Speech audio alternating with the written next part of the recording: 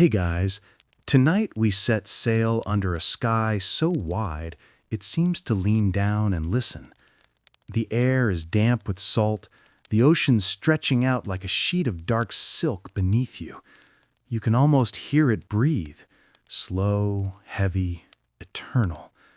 This isn't the kind of sea you dip your toes in. This is the Pacific, the planet's grandest stage for adventure. And tonight, you're about to cross it the old way, without a compass, without a map, and definitely without GPS. Just you, a carved canoe, the stars above, and the stubborn human need to see what's beyond the horizon. Spoiler, you probably wouldn't survive this. So, before you get comfortable, take a moment to like the video and subscribe, but only if you genuinely enjoy what I do here. And tell me where you're watching from and what time it is for you right now. Now, dim the lights, maybe turn on a fan for that soft background hum, and let's ease into tonight's journey together. The night sky wraps around you like a living planetarium. You stand barefoot on the deck of a double-hulled canoe that smells of coconut oil and salt-soaked rope. Around you, a crew moves in silence. They're not looking at any compass, just the horizon, where a few bright stars hang low like guiding lanterns. You feel small, not metaphorically small, physically, cosmically small, like a speck drifting between galaxies. Yet somehow, you belong here. For early Polynesians, navigators from islands like Samoa, Tahiti, and Hawaii, the ocean wasn't empty. It was a road, and every star, every bird call, every whisper of wind was part of a vast, readable pattern. Historians still argue whether these early seafarers were the greatest natural scientists who ever lived, or just the bravest gamblers. Either way, they achieved something no one else did. They found nearly every speck of land scattered across 1/3 of the Earth's surface, using only nature as their guide. You might imagine them as lucky drifters, canoes blown off course until they stumbled upon islands by chance. But luck doesn't explain a network of more than 1,000 islands linked by culture, language, and shared ancestry. It doesn't explain how people from tiny coral atolls reached Hawaii over 2,000 miles from any other shore, without iron tools or written charts. This wasn't drifting. It was deliberate, practiced exploration. You crouch near the prow as your navigator murmurs something under his breath. His eyes never leave the horizon. To him, the stars are not decoration. They're landmarks. The canoe itself is the center of the world, fixed in space, while the heavens rotate around it like a slow cosmic compass. Each star's rising and setting point marks a direction. Sirius in the east means one path. Canopus in the south means another. The sky is a web of invisible lines, connecting destinations you can't yet see. You try to follow his gaze, but the stars blur together. It's dizzying, too many points, too much movement. Yet he seems to note each one by name and behavior. It's like watching someone read a language you never knew existed. There's a term for it, wayfinding. Not navigating, wayfinding. Because to these sailors, the sea isn't something to be conquered. It's something to be understood, like a friend with moods and habits. The canoe rocks gently, the warm wind brushing your face. The navigator reaches down and touches the water. He isn't checking the temperature, he's feeling the rhythm of the waves. Somewhere in that subtle sway, he senses direction. You can't tell if that's magic or physics, maybe both. The human brain is capable of astonishing calibration when survival depends on it. Some modern cognitive scientists have suggested that these ancient navigators developed a kind of mental compass, attuned to the tilt of waves and the pull of the stars, something closer to instinct than calculation. And it wasn't just about direction. These voyages were spiritual acts. The navigator didn't travel alone. He carried his ancestors with him. Each journey was a way of retracing the paths of gods and heroes, connecting the living with the mythic past. The canoe itself was sacred, its timbers carved in ritual, its lashings blessed by chants. In some traditions, the vessel represented the human body, hulls as legs, mast as spine, sail as breath. Every crossing was both a migration and a meditation. There's a story from oral tradition about how a navigator trained by lying inside a canoe at night, eyes closed, memorizing the roll and rhythm of waves coming from different directions. He could tell the difference between a north wind pushing a long swell and a southern current curling beneath it. When he later sailed into unfamiliar seas, he didn't panic. He listened. He let the ocean tell him where he was. You glance upward again. The Milky Way is a luminous band slicing through the night, mirrored faintly in the water below. It's easy to see why some Polynesian navigators called it the backbone of the sky. You trace it with your finger, wondering which of those bright dots might lead you home, or farther away than you ever meant to go. Some scholars believe early explorers began with shorter hops between nearby islands, learning which constellations guided which routes. Over generations, that knowledge evolved into complex oral maps passed down through chants and stories. Each star rising and setting at a specific point on the horizon became part of a vast mnemonic system, a skybound road atlas memorized, not written. You yawn, the rhythm of the ocean lulling you. The canoe creaks softly, its twin hulls slicing the black water with patient confidence. Somewhere out there, beyond sight, lies another island, a faint promise against the dark. And you can't help but think, how many times did someone stand right here, centuries ago, with the same mix of fear and wonder, watching the same stars? The navigator hums a tune under his breath. It's low, repetitive, hypnotic. You realize it's not just for comfort, it's for memory. Each verse names stars, winds, swells, a sung map encoded in melody. You close your eyes, listening, the words dissolving into the sound of the sea. Maybe this is how it felt to begin, the moment when courage outweighs doubt, when the horizon stops being a wall and becomes a door. The wind deepens its voice tonight, low and steady, pushing against the great sail above you. The ropes hum like taut strings on a giant instrument. You steady yourself near the mast and run your hand along the wood. It's smooth, polished by countless voyages, the grain glinting faintly in starlight. This isn't an ordinary canoe. It's a Waka Awarua, a double-hulled voyaging vessel, the very heart of Polynesian expansion. Each hull is carved from a massive tree trunk, shaped by stone tools and bound together with sennit cord made from coconut fiber.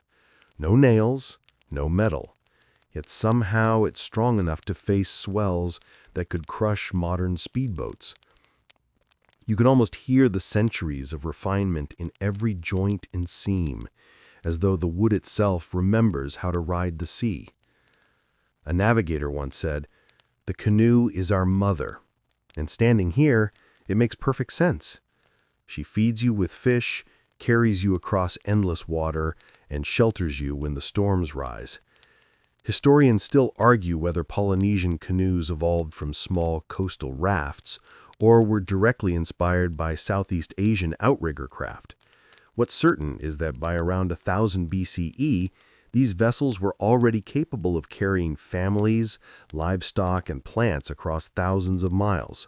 Floating ecosystems, moving worlds. You imagine life aboard one of these journeys, weeks, even months at sea.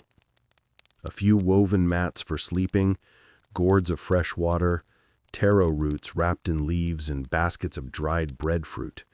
Chickens squawk from a makeshift coop tied near the stern. Pigs grunt softly below deck. You don't just travel in this canoe, you live here. The children learn the sky by heart before they can even swim. A sudden splash startles you. One of the crew hauls up a line and a gleaming mahi-mahi thrashes in the air, its scales shimmering like liquid gold, before the cook dispatches it with quick efficiency. Dinner. You're reminded that even survival here depends on skill, knowing how to fish, how to store food, how to find fresh rainwater in mid-ocean by catching dew on sails. There's no room for beginners out here. You glance around and realize that every inch of the canoe has a purpose. The two hulls are lashed together by curved crossbeams, creating a platform that can carry families and cargo. The sail, a triangular crab claw shape, can be angled to catch the wind from nearly any direction. You wonder who first thought of that design. Maybe someone who watched how bird wings curved against the breeze. There's even a story about one legendary navigator who carved his canoe to resemble a seabird in flight, believing that if he honored the spirit of the bird, it would guide his vessel safely. Quirky, maybe, but not so different from sailors today naming ships after gods or mothers for luck. The mix of engineering and superstition has always been part of travel.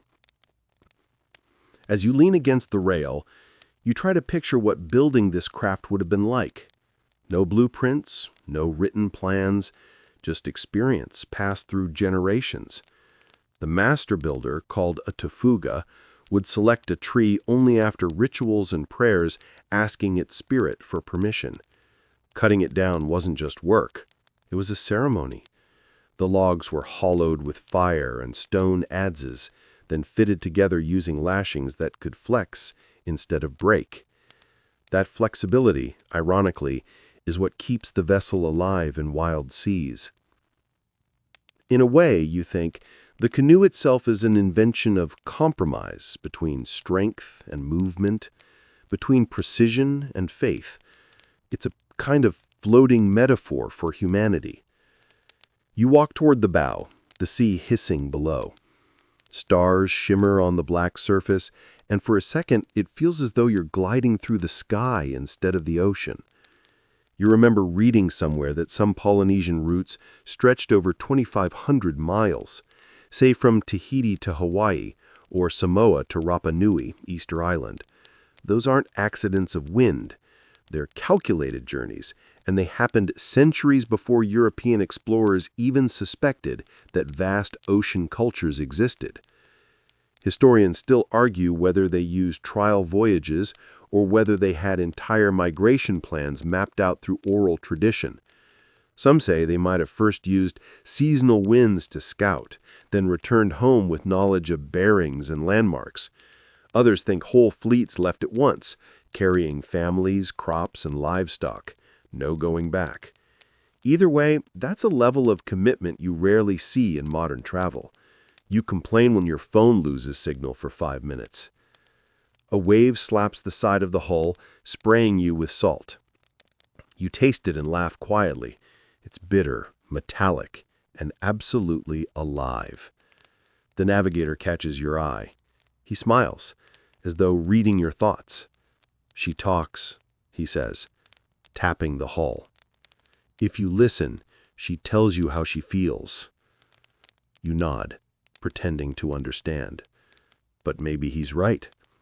The ocean, the canoe, the sky, they're all talking at once. It's just that you've forgotten the language. A quick shadow crosses the moonlit deck. One of the young crewmates climbs the rigging with cat-like ease to adjust a knot near the sail's peak. Below, others chant quietly, a rhythmic hum that syncs with the canoe's rocking. It's both functional and comforting, a way to keep time, to stay awake, and maybe to remind the sea that they're paying attention. You think about how these canoes spread not just people, but culture, stories, songs, plants, even tattoos. Each island became a living record of the journeys that led there. It's strange. On land, we build walls to claim space.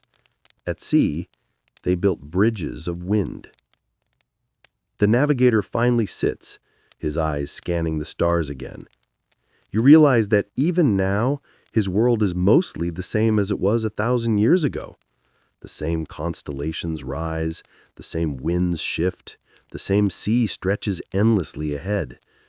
What's changed is us, the watchers, who forgot to look up. The hull creaks softly as you drift into a half-trance, rocked by the rhythm of ancient craftsmanship and endless patience. Somewhere in that sway you can feel the quiet heartbeat of every voyager who ever crossed this ocean. People who trusted wood, wind, and courage to carry them where no map could promise safety. You wake sometime before dawn, still curled against the smooth deck planks, the salt air damp on your skin. The world around you is pitch black, except for the deep breathing of the ocean and the rustle of sailcloth above.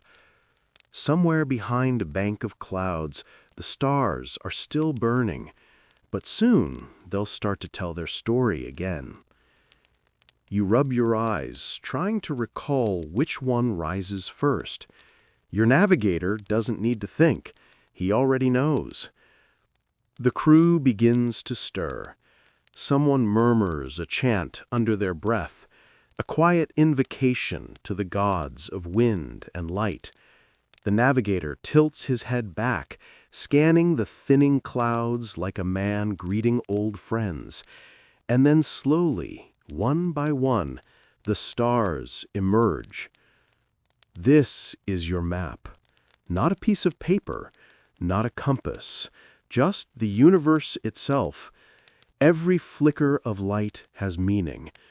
The Polynesians called them hoku, and to a master wayfinder, they formed what's known as the starlines, imaginary highways stretching from horizon to horizon.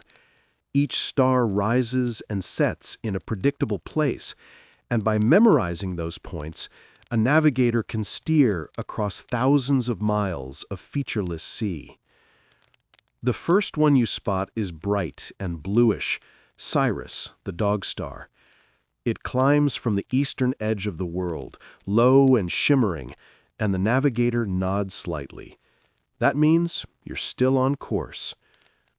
Later, when Canopus appears further south, he'll use it as a checkpoint, cross-referencing its rising angle against the swell patterns beneath the canoe.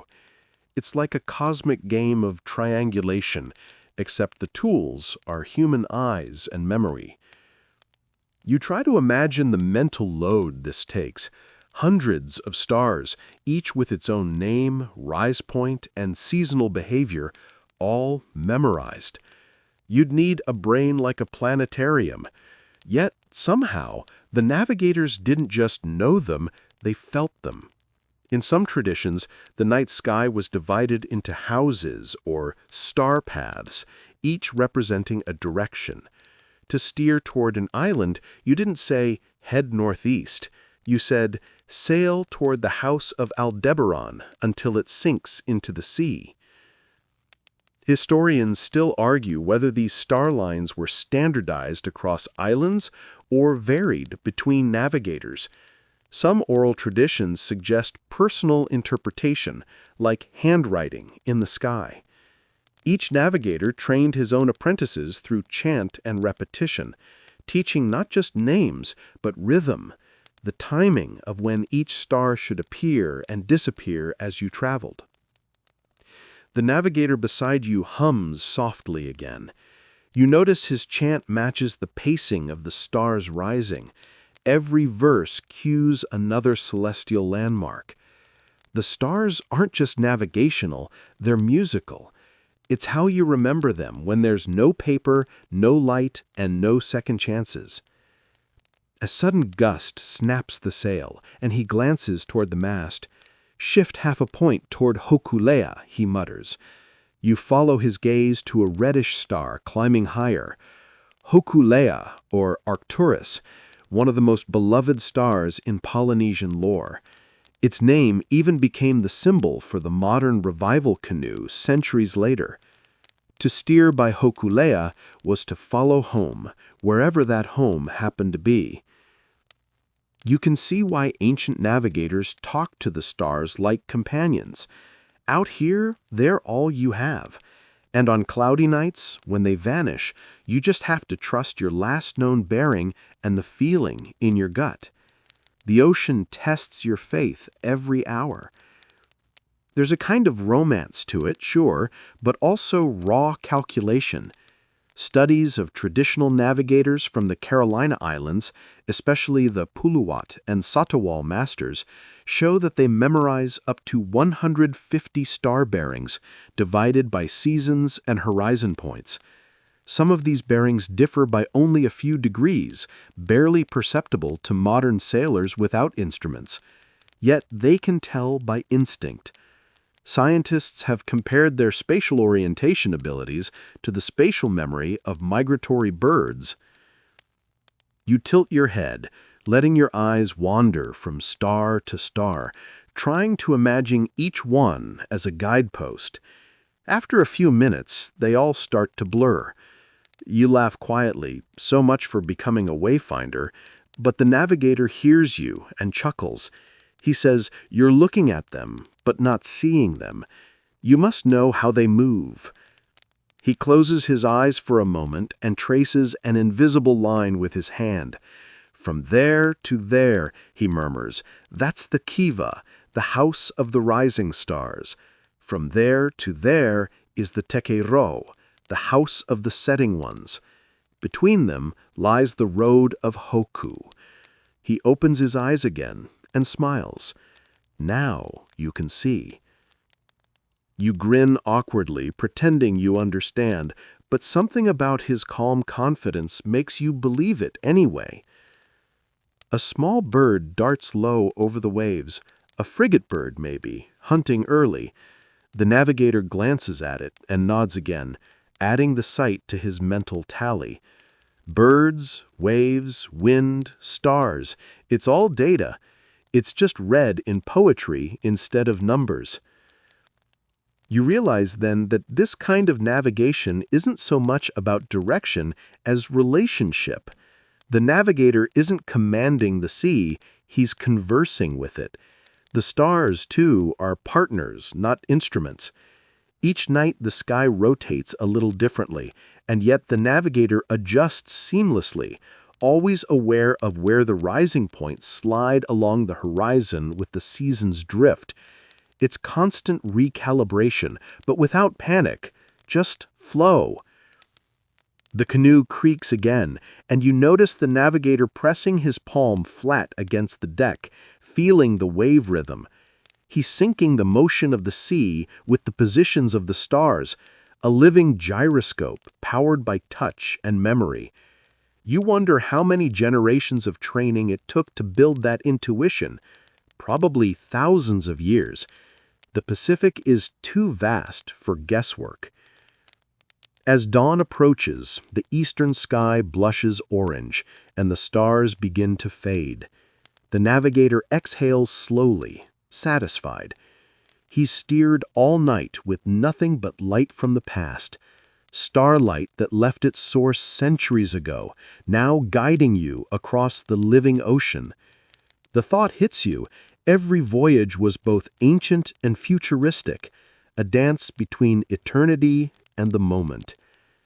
You sit down beside him, the first sunlight painting the waves gold.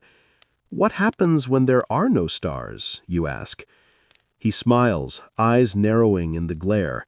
Then he says, "We listen to the ocean. She never forgets where she's going." You glance out at the endless water, the swell rising and falling with the steady pulse of something older than time.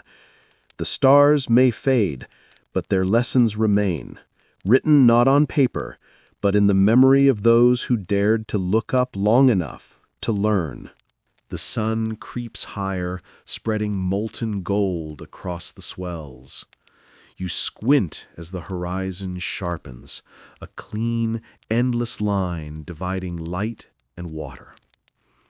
The stars have vanished, but your navigator doesn't seem to miss them. He crouches near the prow, eyes closed, hand trailing in the water. You wonder what he's listening for. After a long moment, he says quietly, "The ocean speaks. You just have to know her language." You lean closer, half expecting a riddle, but he's serious. The sea, he explains, moves in patterns, and those patterns can tell you exactly where you are, even in the middle of nowhere. You remember hearing about this once. Wave piloting, a navigation system used across Micronesia and Polynesia long before compasses existed. It sounds like legend, but it's pure observation science. The ocean isn't a uniform surface, it's a mosaic of wave trains colliding from every direction. A skilled navigator can feel which direction swells are coming from, how they reflect off distant islands, and even detect subtle changes caused by underwater reefs hundreds of miles away. You try it. You sit cross-legged, close your eyes, and focus on the rhythm beneath you. At first, it's just chaos, slosh, slap, roll. But slowly, a pattern emerges. There's a deep, slow pulse from one direction, then a lighter ripple from another. The navigator taps your shoulder and grins. Now you're hearing the ocean breathe. He gestures toward the horizon. That slow swell, he says, comes from the southeast. Trade winds. The smaller ones cross it from the north. When two meet and form triangles on the surface, we call them dilep, paths between islands. You stare at the invisible geometry, feeling both amazed and slightly dizzy. Historians still argue whether navigators truly sensed these wave patterns or simply memorized how they behaved in familiar regions. But eyewitness accounts from the 20th century, especially among the Marshall Islanders, prove it's no myth.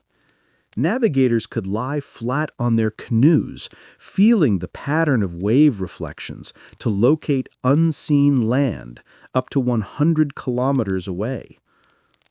Modern oceanographers later confirmed it. Islands really do create predictable refraction shadows that alter wave direction. Ancient science, hiding in plain sight. The navigator shifts his weight slightly, and the canoe responds, aligning with the dominant swell. Now, he says, imagine that pattern lasting all night and all day. That's how we follow it. You nod slowly. So it's like driving a car with your eyes closed? He chuckles. Only if you don't trust your body. You laugh, but the truth of it lingers. These people trained not just their eyes, but their whole senses. Their skin, ears, and bones worked like instruments. One old navigator once described it as feeling with the belly. You suspect that's not metaphorical. Out here, the body becomes a compass. You think about how modern navigation depends on machines, GPS signals, radar, satellites, each one a layer between us and experience. Polynesian wayfinders didn't have that luxury. For them, survival meant intimacy with nature so deep that you could literally sense an island before you saw it. That kind of knowledge doesn't come from reading books. It comes from reading waves, night after night, year after year. The ocean shifts color as the sun climbs higher, now turquoise, now cobalt, then back to deep blue. You notice small ripples moving against the main current, as if the sea is folding over itself. The navigator points at them. "Those are clues, too," he says. "If you learn them, you'll never be lost." A flying fish breaks the surface, glinting silver before vanishing again. You grin, half in awe, half exhaustion. So, you ask, could someone really find land using just this? He nods. Of course. The sea doesn't lie. You're tempted to argue. Surely storms, currents, or random chaos could throw anyone off. But then again, so could overconfidence. Maybe it's not about certainty at all. Maybe it's about trust. The navigator tells you a story, part history, part legend, about a sailor named Tupaya, who joined Captain Cook's first Pacific voyage in 1769. Tupaya was from Raiatea, trained as an ariki, a priestly navigator. When Cook's crew got hopelessly confused among the islands, Tupaya pointed out each one by name from memory, hundreds of miles away. He even drew a map connecting dozens of archipelagos that Europeans didn't yet know existed. Some historians still argue whether his map showed actual geography or spiritual relationships between islands, but either way, Cook trusted him more than any compass. You feel the canoe tilt slightly. The wind changes. Without a word, the crew adjusts the sail, aligning again with the invisible pulse beneath you. The synchronization is hypnotic, people and sea moving as one. As the afternoon heat thickens, mirages shimmer on the horizon, false islands rising and dissolving in the glare. You blink, half dreaming. The ocean has a way of playing tricks when you stare too long. But your navigator seems unfazed. He says, "Don't chase shadows. The sea loves to lie to the eyes. It's the waves that tell the truth." A breeze lifts your hair, cooling the sweat on your forehead. You close your eyes again just for a moment, feeling the rhythm. Long roll, short slap, soft hiss. You start to recognize the pattern now. The big swell keeps time like a heartbeat, while the smaller ones dance across it like whispers. You realize something else, too. The ocean never stops talking. It just waits for you to shut up long enough to listen. Later, when the sun begins to lower, the navigator points to the west, where the color of the water has changed, subtly but definitely. "That's the reflection of an island," he says. "Too faint for your eyes yet, but the ocean feels it already." You stare hard at the horizon, but see nothing but heat haze. Still, part of you believes him. After all, this is the man who can hear direction in the noise of water. The sky starts to blush again, orange fading to violet. The canoe glides on, steady and sure, following a map no one can see, but everyone can feel. Somewhere in the gathering dusk, the navigator smiles to himself. "The sea," he says softly, "is the oldest storyteller." And tonight, you finally start to understand what she's been saying all along.